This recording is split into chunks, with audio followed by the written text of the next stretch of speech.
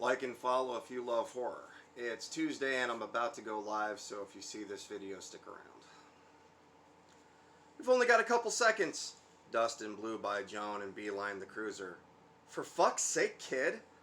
Joan kept up after him. Dustin dove into the side of the cruiser and pulled the keys out of the ignition. He popped the lock on the shotgun rack in front, then ran around the back to the trunk. Joan watched in utter amazement at what he was doing. Then she looked up. Through the entrance, she saw three hunched figures tearing a cop limb from limb. Another was ripping the entrails out of the farmer from before. They almost looked human, but like a human made out of hide leather. Their mouth gaped open, their eyes empty sockets, their body contorted. Dustin produced a bag of flares and shells and other assorted safety equipment. He turned to Joan, who was more than a little in a daze. Come on, if those things are here, Samuel will be here soon with a cleaning crew. They might kill everyone on this block just to keep this under wraps. He tugged at her arm and Joan followed.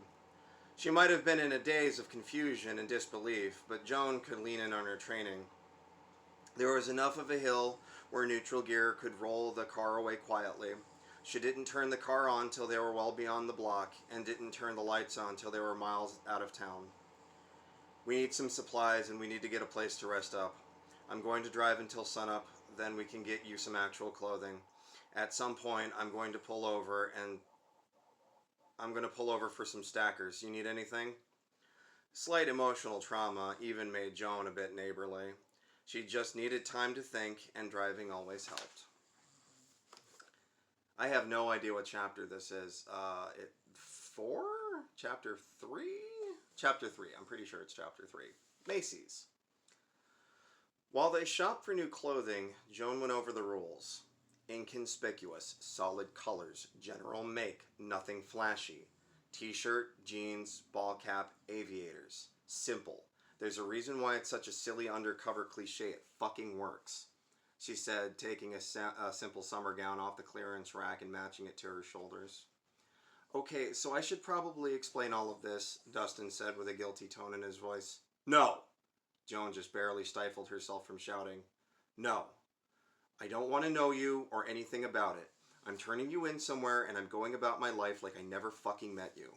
I don't want to know what shit your friends cooked up that did that to those people. I want no part of it.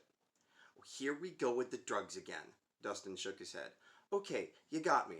I like dust, glass, bass, rock, pretty much anything I can get my tweaky little paws on. And you're right, that's how they got me, and like everyone else. I'm just trying to survive, and going to the cops isn't going to help you. You saw those things. I call them the Hollow. Look! I don't want to fucking hear it. I don't want to know what you call them. I want no part of this. Joan kept her voice low and looked around. Dustin did the same, but continued. No, you're gonna listen to me. I call them the Hollow because the shit they would take just seems to empty them out. Before you know it, they're just a leathery husk. Then something fills them back up again. I don't know what, but it isn't human. The other fellows, they're on the basic shit. It turns you into a goddamn Tyrannosaurus. It's like roids on steroids, fucking metaroids.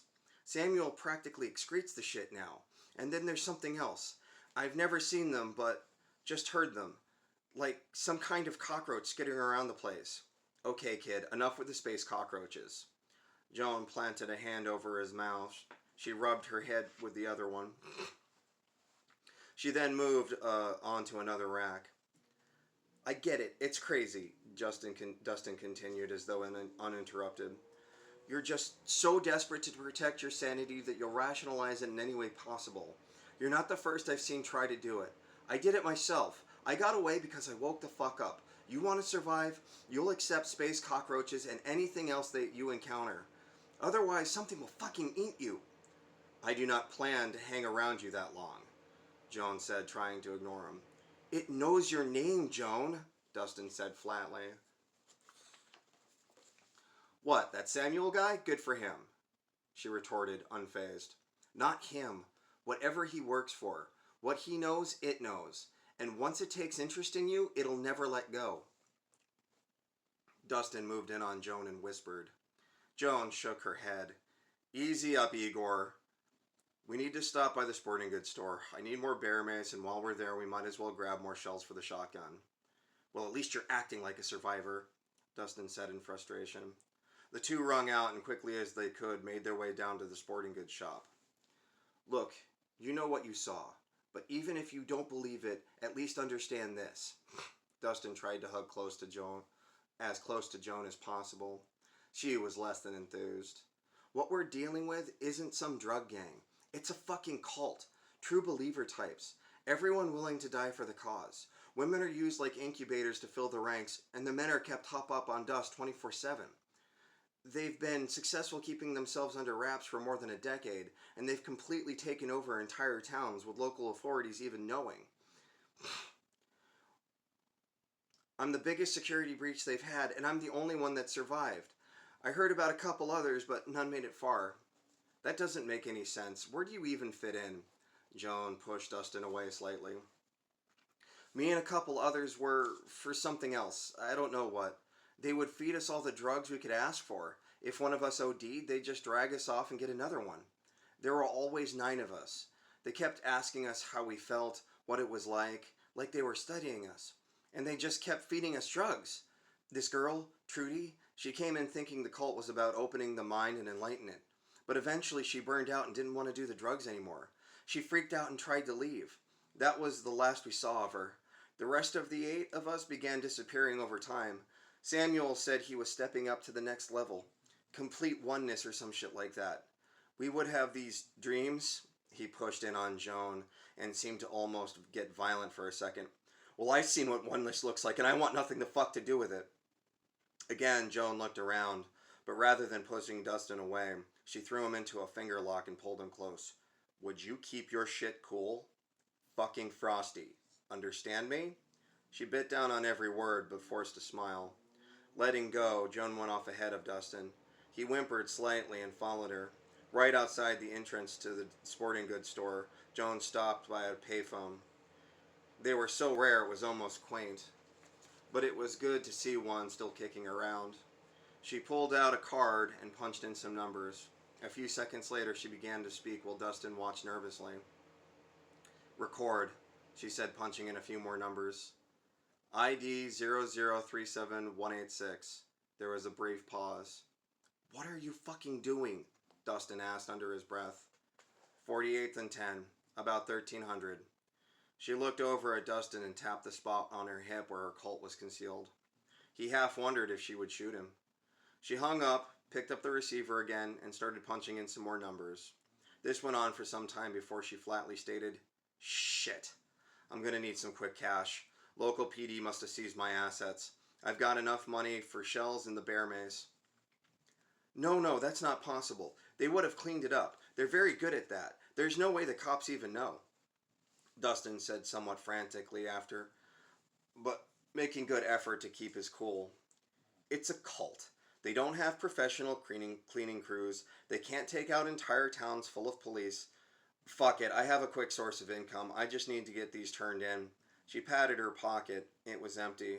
Where there should have sat a palm pixie, there was nothing. Could it have fallen out during her first encounter with Samuel? Fuck. What? Dustin said with a nervous look. Come on, Joan Joan proceeded into the sporting goods store and headed for Fish and Game. She pulled 2 cans of Baron Mace off the shelf and proceeded to the gun counter. What do you mean, fuck? Dustin said, following her, still nervous.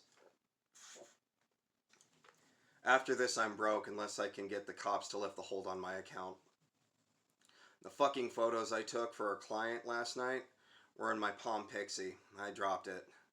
They didn't even fucking make those anymore. It was sentimental, Joan said, placing a canister on the counter in front of the clerk and pointing at a box of shells. Dustin made a slight squealing noise. The clerk looked at him with a raised eyebrow. Don't mind him. He's nervous about the bears where we're going hiking. She smiled sweetly at the clerk, who simply shrugged. Dustin made sure they were far enough away from the counter before he spoke again. 3 things. Your target is dead, your client is dead, and they know exactly who you are and every damn thing about you. If you did what I think you did, and if that means what I think it means, then they got to the cops too.